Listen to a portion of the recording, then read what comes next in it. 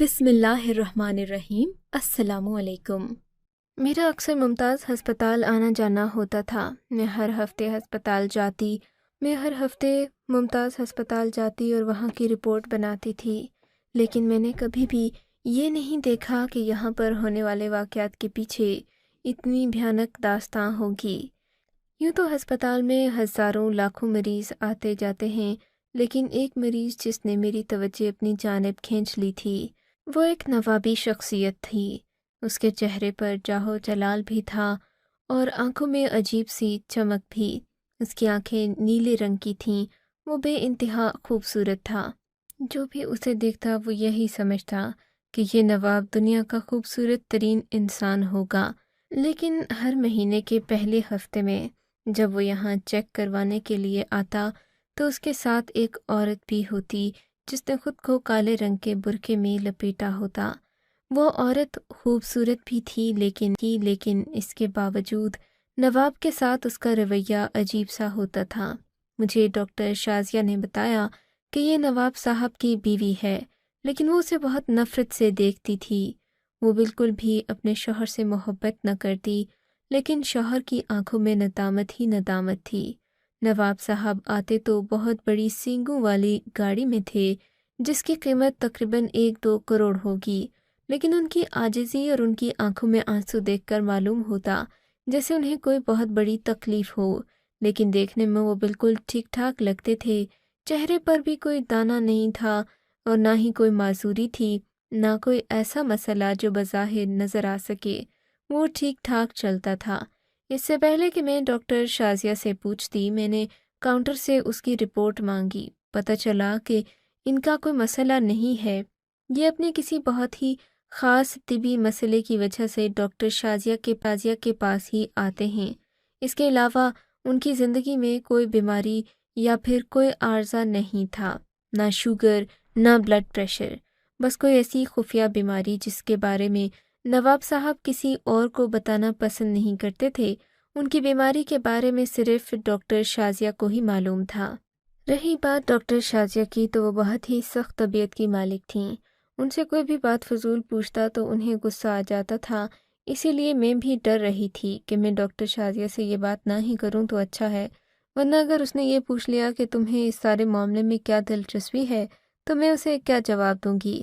تبھی میں خاموشی سے سوچنے لگی کہ میں ڈاکٹر شازیہ کے کمرے میں جاتے نواب کو دیکھوں گی، خود ہی پتہ لگا لوں گی کہ آخر وہاں پر ہوتا کیا ہے، کیونکہ نواب صاحب جب بھی آتے ڈاکٹر شازیہ ان کو ایک کمرے میں لے کر جاتی، اس کے بعد وہ اور ان کی بیوی اس کمرے میں گھنٹوں بند رہتے اور جب واپس نکلتے تو ان کی بیوی کی آنکھوں میں آنسو ہوتے۔ وہ ہمیشہ رو رہی ہوتی اور نواب نے اپنا سر جھکایا ہوتا تھا۔ میں نے سوچا کہ اس بار جب یہ دونوں اندر جائیں گے تو میں دوسرے دروازے سے پہلے ہی وہاں موجود ہوں گی اور دیکھوں گی کہ اندر کمرے میں کیا ہوتا ہے اور نواب کی بیوی کیوں روتی ہے۔ تبھی ہفتے والے دن نواب صاحب آئے۔ اب کی بار میں نے انہیں خاص توجہ دی تھی۔ میں نے دیکھا وہ بہت زیادہ لاغر محسوس کر رہا تھا اور اپنی بیوی کی طرف دیکھ کر آنسو بہا رہا تھا۔ میں نے پہلی بار ایک اتنے طاقتور مرد کی آنکھوں میں آنسو دیکھے تھے۔ مجھے یقین آ گیا کہ مسئلہ بہت سنگین ہے۔ میں نے ان کے قریب جا کر ان سے سلام دعا کی، لیکن مجھ میں بھی یہ پوچھنے کی ہمت نہیں ہوئی کہ نواب صاحب یہاں اپنی کس بیماری کے تحت آتے ہیں۔ سچ تو یہ ہے کہ نواب کی بیماری ایک معمہ بن گیا تھا جس کا ڈاکٹر شازیہ کے علاوہ کسی کو معلوم نہیں تھا۔ ڈاکٹر شازیہ کے کمرے میں ابھی بہت سارے مریض بیٹھے ہوئے تھے۔ نواب صاحب کے آتے ہی ڈاکٹر شازیہ نے ان سب کو چھٹی دے دی۔ نواب صاحب اور ان کی بیگم کو بلایا، ان کو ایک کالے رنگ کی بوتل دی اور بولی کہ آپ لوگ اس کمرے میں چلے جائیں۔ میں تو اس موقع کی تلاش میں تھی۔ اس کمرے میں موجود ہاسپٹل کے پردوں کے پیچھے میں چھپ گئی تھی۔ مجھے اس بات کا کوئی ڈر نہیں تھا کیونکہ ڈاکٹر شازیہ نے مجھے یہاں دیکھا تو وہ کیا سوچے گی۔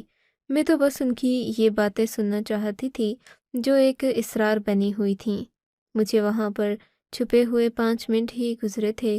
کمرے کا دروازہ کھلا، ڈاکٹر شازیہ اندر داخل ہوئی۔ ان کے ساتھ وہ دونوں بھی موجود تھے۔ ڈاکٹر شازیہ نے نواب صاحب کو بیڈ پر لیٹنے کا حکم دیا۔ ان کی بیوی استغفر اللہ کا ورد کرنے لگی۔ میں نے دیکھا وہ جائے نماز لے کر بیٹھی مصلی پر مسلسل رو رہی تھی۔ میری نظر صحیح سے اوپر تک نہیں پہنچ رہی تھی، اس لیے میں نے سوچا اگر یہ موقع چلا گیا ڈاکٹر شازیہ مجھے دوبارہ یہاں آنے نہیں دے گی۔ اچھا ہے کہ میں پردے کے پیچھے سے نکل آؤں اور سارا منظر اپنی آنکھوں سے دیکھ لوں، ایسا نہ ہو کہ بعد میں مجھے موقع نہ ملے۔ ڈاکٹر شازیہ تو مجھے یہ سب ویسے بھی نہیں بتائے گی، سو میں نے ایسے ہی کیا۔ میں نے وہاں چھپ کر بیٹھنے کی بجائے کھڑے ہو کر دیکھنا شروع کر دیا۔ ڈاکٹر شازیہ کی نظر خوش قسمتی سے مجھ پر نہیں پڑی، پر جو منظر میں نے دیکھا اس منظر نے تو میرے سر پر آسمان گرا دیا تھا، میرے ہوش اڑا دیے تھے، میری تو آنکھوں سے آنسو نکلنے لگے۔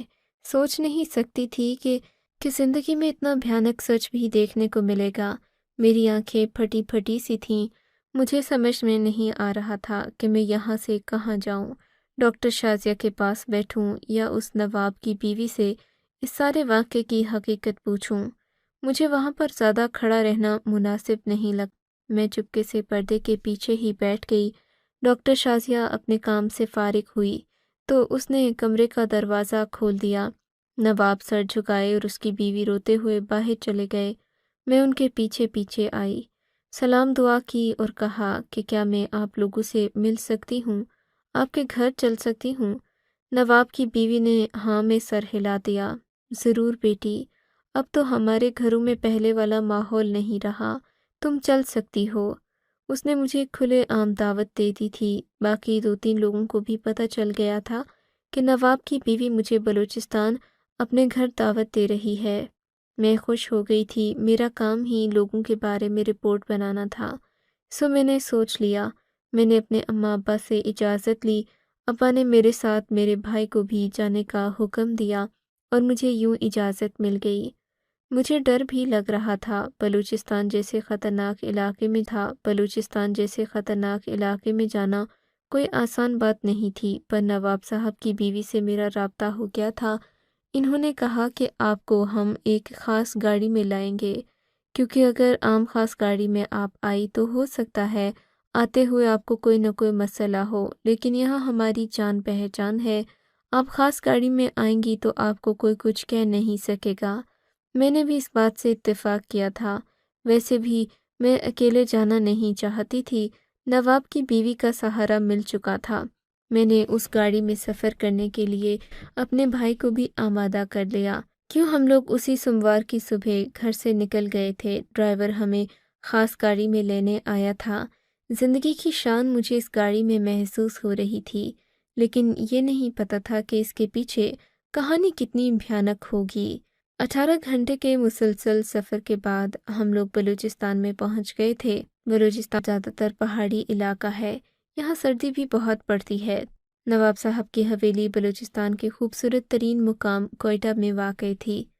ہم لوگ اندر گئے تو میں یہ سب دیکھ کر حیران رہ گئی تھی۔ یہ حویلی بہت بڑی تھی جہاں نواب صاحب رہائش پذیر تھے۔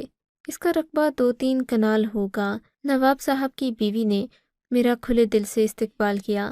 میں گئی تو کہنے لگیں کہ میں آپ کی مہمان نوازی میں کوئی کسر نہیں چھوڑنا چاہتی، اس لیے آپ کو اگر یہاں پر کوئی بھی کچھ بات کہہ دے تو آپ برا مت مانیے گا۔ اس کی بات مجھے بعد میں سمجھ آئی تھی۔ میں نے دیکھا یہاں پر کوئی عورت بھی گھر سے باہر نہیں آتی، سب عورتیں اپنے اپنے کمروں میں ہوتی ہیں یا اپنے اپنے گھروں میں۔ کسی عورت میں اتنی ہمت نہیں تھی کہ وہ مردوں کے ساتھ باہر بازار میں گھومے پھرے یا پھر اپنا قدم گھر سے باہر نکالے۔ یہ نواب صاحب کی بیوی ہی تھی جسے باہر آنے جانے کی اجازت تھی۔ حویلی کے اندر کا منظر دیکھ کر میری تو حیرت کی انتہا نہ رہی تھی۔ میں نے دیکھا یہاں پر ایک لمبی سرنگ بنی ہوئی تھی۔ سرنگ بہت تنگ تھی اور زیر زمین تھی۔ سرنگ کے آگے کئی چھوٹے چھوٹے کمرے بنے ہوئے تھے۔ ان کمروں کو دیکھ کر مجھے موت کا احساس ہو رہا تھا۔ یہ کمرے نہیں، چھوٹی چھوٹی غاریں تھیں۔ مٹی سے بنائی گئی ان غاروں کے اندر اگر انسان چیختا چلاتا بھی تو کسی کو پتہ نہیں چلنا تھا کہ یہاں پر کوئی موجود ہے۔ وہ بہت خوفناک اور وحشت ناک غاریں تھیں۔ ایک غار کے اندر میں پہنچی، نواب صاحب کی بیوی نے مجھے کہا کہ تم اندر جا کر دیکھو، اور پھر اسی لمحے اس نے مجھ پر غار کا دروازہ بند کر دیا۔ میرے تو ہوش اڑ گئے۔ باہر کھڑی وہ بالکل ساکت سی ہو گئی تھی۔ مجھے سمجھ نہ آئی کہ ہوا کیا ہے، اس نے مجھے اتنی خوفناک جگہ پر بند کیوں کیا ہے۔ میرا تو دل بیٹھنے لگا، آنکھوں سے آنسو نکلنے لگے۔ میں سمجھ گئی تھی کہ یہاں سے نکلنا تو ناممکن ہے، باقی کی زندگی میں یہاں پر سڑ سڑ کر گزار دوں گی، لیکن کیا یہ ان کی مہمان نوازی کی شان کے خلاف نہیں تھا کہ ایک نہتے مہمان کو انہوں نے ایک قید خانے میں بند کر دیا؟ یا اللہ، میرا کیا قصور تھا؟ میں تو یہاں پر صرف یہ کہانی سننے کے لیے، جاننے کے لیے آئی تھی۔ میں نے تو ان سے کوئی زبردستی بھی نہیں کی۔ میں چیخنے لگی، چلانے لگی، پر کسی تک میری آواز نہیں گئی۔ نواب کی بیوی نے مجھ سے کوئی بات نہیں کی، چپ چاپ اس نے میرے منہ پر ہی دروازہ بند کیا اور وہ وہاں سے چلی گئی۔ چیخ چیخ کر میرا حلق خشک ہو گیا تھا، لگتا تھا جیسے میں ابھی مر جاؤں گی۔ تقریباً 1 گھنٹے کے بعد نواب کی بیوی دوبارہ میرے سامنے آئی۔ اس نے جیل کا دروازہ کھولا۔ میں ہانپتی کانپتی باہر آئی۔ میرا تو سانس پھولا ہوا تھا۔ میں وہاں سے بھاگنے لگی۔ اس نے مجھے آواز دی، رک جاؤ تم یہاں سے بھاگ نہیں سکتی۔ میں اگر کہوں، میرے حکم پر تمہیں اس غار کے سب سے بھیانک خانے میں پہنچا دیا جائے گا۔ میں رونے لگی۔ آپ ایسا کیوں کر رہی ہیں؟ میں نے تو آپ کو بہت اچھا انسان سمجھا تھا۔ میں نے سوچا بھی نہیں تھا کہ آپ میرے ساتھ ایسا کریں گی۔ میری بات سن کر وہ ہنس پڑی۔ ہاں تو کیا ہوا؟ یہاں پر آنے والی ہزاروں لڑکیوں کے ساتھ یہی تو ہوتا ہے۔ لڑکیاں، مرد، عورتیں، یہاں سبھی کے ساتھ تو ایسا ہوتا ہے۔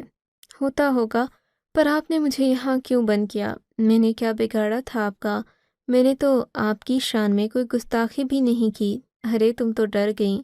نواب کی بیوی میرے سامنے ہنس رہی تھی اور اس وقت وہ مجھے دنیا کی ظالم ترین عورت لگ رہی تھی۔ میں نے تمہیں یہاں اس لیے بند کیا تھا تاکہ تمہیں ان لوگوں کا احساس ہو جو یہاں پر بند کر دیے جاتے ہیں، جن سے ان کا جرم بھی نہیں پوچھی جاتی ہے۔ یہ سن کر میرے 14 طبق روشن ہو گئے تھے۔ میں نے تو تمہیں یہاں صرف سبق سکھانے کے لیے بند کیا تھا تاکہ تم ان لوگوں کا درد محسوس کر سکو۔ آخر کو تم یہ کہانی جاننے آئی ہو تو تمہیں اس کی درد کا تو پتہ ہونا چاہیے، ان لوگوں کا جو یہاں پر لائے جاتے ہیں بنا کسی قصور کے۔ جی یہ تو ہے۔ تو کیا آپ نے مجھے اس لیے بند کیا تھا؟ ہاں، میں تمہیں احساس دلانا چاہتی تھی۔ شاید اگر میں تمہیں ایسے ہی بھیج دیتی تو تم بھول جاتی، لیکن چند لمحوں کے لیے تم جس خوف سے گزری ہو، اب وہ خوف تمہیں زندگی بھر یاد رہے گا۔ تم اسے بھول نہیں پاؤ گی، چاہے تم بھولنا بھی چاہو تو۔ میں اب نواب کی بیوی کی بات تو سمجھ گئی تھی، لیکن مجھے ابھی تک یہ بات سمجھ نہیں آئی تھی کہ آخر یہاں پر لوگوں، عورتوں، بچیوں کو کیوں بند کیا جاتا ہے۔ یہی کہانی سنانے کے لیے نواب صاحب کی بیوی مجھے اوپر دوبارہ سے حویلی میں لے گئی۔ وہاں میرا بھائی بھی بیٹھا ہوا تھا۔ اس کے چہرے پر ڈر کے کوئی آثار نہیں تھے، یعنی کہ اسے ان سارے قید خانوں کے بارے میں کچھ بتایا نہیں گیا تھا۔ ہم نے ایک شاندار کھانا کھایا اور پھر نواب صاحب کی بیوی مجھے اپنے کمرے میں لے کر چلی گئی۔ اس کی آنکھوں میں آنسو تھے۔ میں دنیا کی سب سے دکھی ترین عورت ہوں گی۔ نواب کی بیوی نے یہ بات کہی تو میرے تجسس میں مزید اضافہ ہو گیا۔ کیوں؟ آپ کیوں دکھی ہیں؟ آپ کے پاس تو دنیا کی ہر چیز ہے، دولت ہے، شہرت ہے، طاقت ہے۔ آپ کو تو خوش ہونا چاہیے۔ تم تو ابھی بھی سمجھتی ہو کہ میں خوش ہوں۔ میں تمہیں اپنی وہ کہانی سناؤں گی جو شاید تمہیں کبھی چین سے سونے نہ دے۔ میری عمر 15 سال تھی جب میری شادی ہو گئی۔ میں نے کبھی نہیں سوچا تھا کہ میں شادی کے بعد زندگی میں اتنی غمگین رہوں گی۔ نواب صاحب سے شادی ہونا، ان کے گھر کی رانی بننا، ہم گاؤں کی لڑکیوں کے قسمتی والا کام تھا، پر میں نہیں جانتی تھی کہ زندگی میں کیا کچھ مجھے اپنی آنکھوں سے دیکھنا پڑے گا۔ شادی کی رات نواب صاحب نے اپنی باتوں سے تو اپنا دیوانہ بنا لیا، پر اگلی صبح انہیں کمرے میں نہ پا کر میں پریشان ہو گئی تھی۔ میں نے اپنی ساس سے پوچھا تو کہنے لگی وہ گھڑ سواری کرنے باہر کھیتوں میں گیا ہے۔ نئی نویلی دلہن تھی، انہوں نے مجھے روکا نہیں۔ میں بھی ایک گھوڑا لے کر ان کے پیچھے پیچھے چلی گئی۔ وہاں جو کھیت میں منظر دیکھا، مجھے حیران کرنے کے لیے بھی اور رلانے کے لیے بھی کافی تھا۔ نواب ایک لڑکی کے ساتھ چھیڑخانی کر رہا تھا۔ مجھے سامنے دیکھ کر غصے سے پاگل ہو گیا اور بولا، تم گھر میں ہی رہو، میں نے تمہیں 4 دیواری کے لیے لایا ہے، باہر پھرنے کے لیے نہیں۔ میں ڈر کر واپس آ گئی، پر میرا رو رو کر برا حال تھا۔ مجھ میں کیا کمی تھی جو وہ ایک غیر لڑکی سے ایسی دل لگی والی باتیں کر رہا تھا؟ کیا میں اس کے لیے کافی نہیں تھی؟ ابھی تو اس کی شادی ہوئی تھی، ابھی تو اس کا دل بھی نہیں بھرا ہوگا مجھ سے کہ وہ اور لڑکیوں کے پیچھے چل پڑا۔ آگے کیا ہوگا؟ جب بچے ہو جائیں گے یا ڈھلنا شروع ہو جائے گی، تب کیا نواب مجھ سے دور چلا جائے گا؟ یہ سوچ مجھے اندر ہی اندر کھا رہی تھی۔ میں واپس آئی، میں نے اپنی ساس کو بتایا تو کہنے لگی، بیٹی اسی لیے تو میں نے تمہیں وہاں جانے سے روکا نہیں۔ یہ ان مردوں کی روش ہے، تم اسے بدل نہیں سکتی۔ چاہے تم دنیا کی حسین ترین عورت بھی کیوں نہ ہوتی، وہ دوسری عورتوں کے پیچھے ضرور جاتا، سو یہ کوشش کرنا بیکار ہے کہ وہ صرف تمہارا ہو کر رہے۔ اتنا تو میں نے برداشت کر لیا تھا، لیکن پھر مجھے نواب صاحب کے مزید کارناموں کے بارے میں پتہ چلنے لگا۔ ایک دفعہ ایک عجیب واقعہ ہوا۔ رات کے 12 بجے نواب اپنی گاڑی میں ایک لڑکی کو اٹھا کر لے آیا۔ آج سے پہلے اس نے یہ جرأت نہیں کی تھی کہ وہ کسی لڑکی کو اپنے گھر لے کر آئے، لیکن اب اس نے چلا رہی تھی۔ میں نے سنا تھا کہ اس کا باپ بہت نیک انسان تھا۔ لڑکی کا نام سائمہ تھا۔ نواب نے مجھے ایک کمرے میں بند کر دیا اور پھر سائمہ کے ساتھ نہ جانے کیا کیا کرتا رہا۔ میں تو کچھ بول بھی نہیں پائی تھی، مجھے اپنی جان کے لالے پڑ جاتے تھے۔ 3 دن تک نواب صاحب میرے پاس نہیں آئے۔ وہ اس لڑکی کو اپنی ظلم اور زیادتی کا نشانہ بناتے رہے۔ نواب صاحب کی پیاس بجھانے کے بعد اس لڑکی کو اس کے حواریوں کے سامنے پھینک دیا گیا۔ نواب ایک لڑکی کو ایک بار استعمال کر لیتا تو دوسری بار اس کی شکل بھی نہ دیکھتا، پھر چاہے اسے کتے کاٹیں یا پھر وہ قبر میں جلے، اسے کوئی فرق نہیں پڑتا تھا۔ اس 15 سالہ معصوم بچی کو سب نے باری باری اپنے ظلم کا نشانہ بنایا اور پھر اسے جھاڑیوں میں پھینک دیا۔ اس کے گھر والوں کو پتہ چلا، وہ اپنی عزت کو اٹھا کر تو لے گئے، لیکن اس کے بعد وہ چپ نہیں بیٹھے۔ اب اس علاقے میں بغاوت کی چنگاری اٹھنے لگی تھی اور نواب صاحب کی سلطنت کو جلانے بھی لگی تھی کہ نواب صاحب نے راتوں رات ایک ایسا کام کیا کہ ظلم کی انتہا کر دی۔ نواب صاحب نے لڑکی کے گھر پر حملہ کروا دیا۔ اس کے باپ اور بھائی جو کہ اپنی بیٹی کے لیے انصاف کی بھیک مانگنے سپریم کورٹ کا چکر لگانے لگے تھے، راتوں رات ہی ان کی آوازوں کو دبا دیا گیا۔ عدالت کا دروازہ بھی نہ وہ کھٹکھٹا سکے اور رات کے اندھیرے میں انہیں موت کی نیند سلا دیا گیا۔ نواب صاحب کے اس ظلم پر میں بہت روئی تھی، لیکن میں کیا کر سکتی تھی؟ میں تو ایک بے بس، کمزور، لاچار عورت تھی۔ پر قدرت تو لاچار اور بے بس نہیں ہوتی، وہ ایسے ظالموں کا حساب ضرور لیتی ہے۔ اگلی صبح نواب صاحب اٹھے تو ان کی کمر میں درد تھا۔ کہنے لگے کہ تم میری تیل سے مالش کر دو، لگتا ہے کہ میں بہت تھک گیا ہوں۔ میں نے تو ایسا ہی کیا، پر نواب صاحب کی کمر پر ایک عجیب سا نشان دیکھ کر میں حیران رہ گئی تھی۔ یہ تو بہت عجیب گول سا نشان تھا، ایسا نشان آج سے پہلے میں نے کسی انسان میں نہیں دیکھا تھا۔ میں نے سوچا کہ شاید یہ نشان پیدائشی ہوگا۔ میں کچھ بولی نہیں، لیکن رفتہ رفتہ نواب صاحب کی کمر میں درد رہنے لگا۔ درد اتنا بڑھتا گیا کہ ایک دن انہوں نے مجھ سے پھر تیل کی مالش کرنے کا کہا، لیکن جیسے ہی میری نظر ان کی کمر پر پڑی تو میں حیران رہ گئی۔ اب ان کی کمر پر موجود اس نشان میں سے کچھ عجیب سے بال نما چیز نکلنے لگی تھی، نیچے گوشت اور اوپر بال۔ یہ بڑی حیران کن بات تھی، آج سے پہلے میں نے ایسی چیز دیکھی نہیں تھی۔ میں نے انہیں مشورہ دیا کہ ہمیں ڈاکٹر کے پاس چلنا چاہیے۔ اگر ہم ان چیزوں کا علاج خود سے کرتے رہیں گے تو کیا پتہ ہم ایسا نہ کر پائیں، سو ڈاکٹر کے پاس جانا چاہیے۔ نواب صاحب خود بھی اس تکلیف سے تنگ آ چکے تھے۔ وہ ڈاکٹر کے پاس گئے، دیکھا تو انہیں یہ چیز عجیب لگی۔ آج سے پہلے ایسا دانہ یا پھر ایسی چیز کبھی انسان کے جسم پر نہیں نکلی تھی، لیکن یہ عجیب چیز تھی۔ خیر ڈاکٹر نے دوائیاں دیں، نواب صاحب گھر آ گئے، پر دوائیوں سے کوئی فرق نہ پڑا۔ رفتہ رفتہ وہ چیز بڑھتی چلی گئی، یہاں تک کہ وہ ایک مکمل دم کی شکل اختیار کر گئی۔ اب نواب صاحب کی کمر کے پیچھے کتے جتنی ایک دم تھی، جسے دیکھ کر ایسا لگتا جیسے کوئی انسان نہیں بلکہ جانور ہو۔ نواب صاحب اب کمر کے بل سو بھی نہیں سکتے تھے، سوتے تو انہیں درد ہوتا اور ہر وقت جاگ کر وہ زندگی گزار نہیں سکتے تھے۔ سو وہ ہمیشہ الٹا لیٹتے اور زندگی بھر ان کو یہ تکلیف رہی۔ ڈاکٹر کے پاس جاتے تو یہی جواب ملتا کہ ہم اس بیماری کا علاج نہیں کر سکتے۔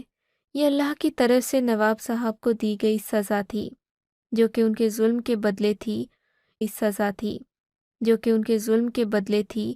اس دم کے نکلنے کے بعد انہوں نے کسی لڑکی کی طرف ہاتھ بڑھانے کی جرت نہیں کی۔ نواب صاحب نہ کرسی پر بیٹھ سکتے اور نہ ہی لیٹ سکتے تھے، کیونکہ جیسے ہی دم کسی چیز سے لگتی انہیں سخت درد ہوتا تھا۔ نواب صاحب کی اس مشکل اور پریشانی میں نے ان کا ساتھ دیا، لیکن مجھے ان کے جرائم سے اور ان ظلموں سے نفرت ہے جو انہوں نے لوگوں پر کیے اور جو ان کی اس حالت کا سبب بنے۔ لیکن اب تم جا کر یہ بات ساری دنیا کو بتانا، اگرچہ یہ کہانی صرف میرے تک ہی محدود رہے گی، لیکن جن جن کو تم جانتی ہو ان کو یہ بات ضرور بتانا، تاکہ انہیں بھی معلوم ہو کہ ظلم کبھی بھی انسان پر معاف نہیں ہوتا، اس کا بدلہ، اس کی سزا کبھی نہ کبھی مل کر رہتی ہے، چاہے انسان کتنا ہی طاقتور کیوں نہ ہو۔ آپ کو اگر یہ کہانی اچھی لگی ہے تو اس ویڈیو کو لائک کیجیے، اور اس طرح کی مزید کہانیاں سننے کے لیے ہمارے چینل کو ضرور سبسکرائب کیجیے۔ کہانی سننے کا شکریہ۔ آپ سے ملاقات ہوگی اگلی ویڈیو میں، تب تک کے لیے اللہ حافظ۔